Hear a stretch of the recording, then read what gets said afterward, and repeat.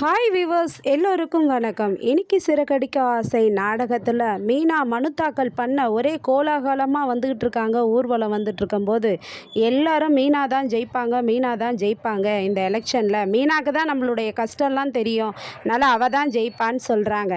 அதை பார்த்த சிந்தாமணி என்ன பண்ணுறாங்கன்னா, கோபத்தோட போகிற போக்க பார்த்தா இவ தான் ஜெயிப்பா போல இருக்கு அப்படின்னு சொல்லிட்டு என்ன பண்ணுறாங்கன்னா, ஒருத்தருக்கு கால் பண்ணி, டேய் அந்த மீனா மனு தாக்கல் பண்ண உள்ளே போகக்கூடாதுடா, அவள் வயிற்றுல ஒரு கோடை போட்டுரு அப்படின்றாங்க. ஆனால் அவளுக்கு கோடு போட்டால் கூட அவள் பயப்பட மாட்டாடா, திருப்பி மனு தாக்கல் பண்ணுவா. அவங்க வீட்டுக்காரு பார்த்துக்கோ, முத்து மேலே எதனா பண்ணாதான் அவளுக்கு பயம் வந்துடும், அதனால் அவன் மேலே கோடை போட்டுருன்னு சொல்கிறாங்க. உடனே அந்த ஆளும் சரிக்கா அப்படின்னு சொல்லிட்டு மீனா உள்ளே மனு தாக்கல் பண்ணும்போது முத்து மேலே கோடு போடுறதுக்காக கத்தி எடுத்துக்கிட்டு துணியில் முகத்தில் துணியை கட்டிக்கிட்டு வராரு. அப்போ உடனேயே மீனா இதை பார்த்துட்டு வந்து தடுக்கிறாங்கங்க. ஆனால் மீனா வயிற்றுல ஒரு கோடை போட்டுறாரு. உடனே முத்து பதறி போய், மீனா வா ஹாஸ்பிட்டல் போகலாம் அப்படின்னு எல்லாம் கத்தி ஹாஸ்பிட்டல் கூப்பிட்றாங்க. மீனா இல்லைங்க, வேண்டாங்க, நான் வந்து முதல்ல நேரம் இன்னும் இல்லை, டைம் முடியறதுக்குள்ளே நான் மனு தாக்கல் பண்ணி ஆகணும், மனு தாக்கல் பண்ணிவிட்டு அப்புறம் ஹாஸ்பிட்டல் போகலாங்கன்றாங்க. இல்லை மீனா, உன் உயிர் தான் முதல் முக்கியம் வான்றார் முத்து. இல்லைங்க, இந்த எலெக்ஷனில் நான் ஜெயிச்சே ஆகணும், மனு தாக்கல் பண்ணலான்ட்டு ஒரு வயிற்றுக்குள்ளே ஒரு துணியை வச்சு கட்டு போட்டுக்கிட்டு உள்ளே கொண்டு போய் மனு தாக்கல் பண்ணிடுறாங்க மீனா. மனு தாக்கல் பண்ண பிறகு அவங்கள ஹாஸ்பிட்டலுக்கு கூப்பிட்டு போயிடுறாங்க. ஹாஸ்பிட்டல்லாம் கூப்பிட்டு போயிட்டு வீட்டுக்கு கூப்பிட்டு வராருங்க முத்து மீனாவை.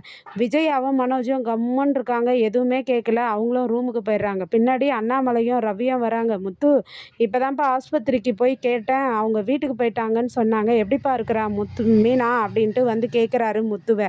நல்லா இருக்கிறாப்பான்றாங்க. உடனே விஜயா சொல்கிறாங்க, அதுக்கு தான் நான் சொன்னேன், இந்த எலெக்ஷன்லாம் நிற்க தேவையில்லை, இது மாதிரி விஷயம்லாம் தேவையா நமக்கு, பாரு இப்போ அடிபட்டுக்குன்னு வந்து நின்று படுத்து கிடக்கிறா அப்படின்றாங்க. உடனே அண்ணாமலை, விஜயா இங்கே பாரு விஜயா, கொஞ்சம் பேசாமல் இருன்றாரு. நான் ஆமாங்க, இப்போவும் சொல்கிறேன், எதுக்கு இவளுக்கு இந்த மனு தாக்கல், உயிருக்கு பெரிய சேதம் வந்துருச்சுன்னா என்ன பண்ணுறதுன்றாங்க. அண்ணாமலையும் சொல்கிறாரு, முத்து உங்கள் அம்மா சொல்கிற மாதிரி இது மாதிரி உயிருக்கு எதனா ஆபத்தானா என்னப்பா நம்ம பண்ணுறது அப்படின்னு சொல்கிறாரு அண்ணாமலை. அதுக்கு முத்து சொல்கிறாரு, அப்பா இது மாதிரிலாம் நடக்கும்னு தான், இது யார் செஞ்சாங்கன்றது எனக்கு தெரியும், அதை கண்டுபிடிச்சேன்னா அவங்க கிட்டக்கு வச்சுக்கிறேன் அப்படின்றாரு முத்து. ரவி வந்து என்ன சொல்கிறாருன்னா, அண்ணி நீங்கள் ரெஸ்ட் எடுங்க, நான் உங்களுக்கு சூப்பு வச்சு எடுத்துகிட்டு வரேன்றாரு.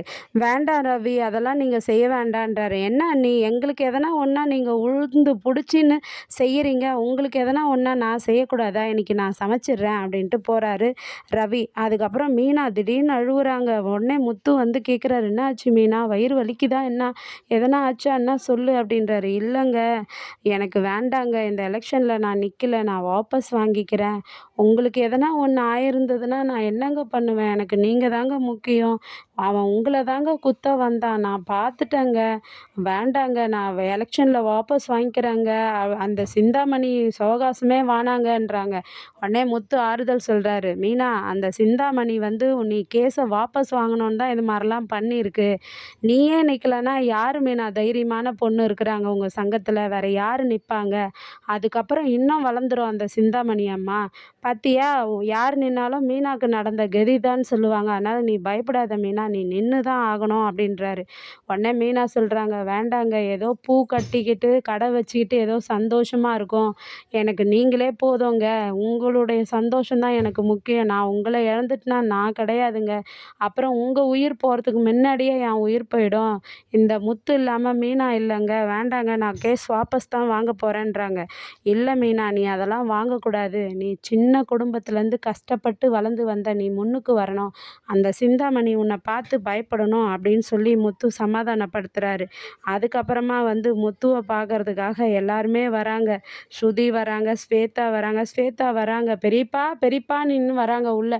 உடனே விஜயா, வா ஸ்வேதா, எப்படி மனோஜ் அண்ணனுக்கு பொண்ணு பார்த்தியா, என்ன ஆச்சுன்றாங்க.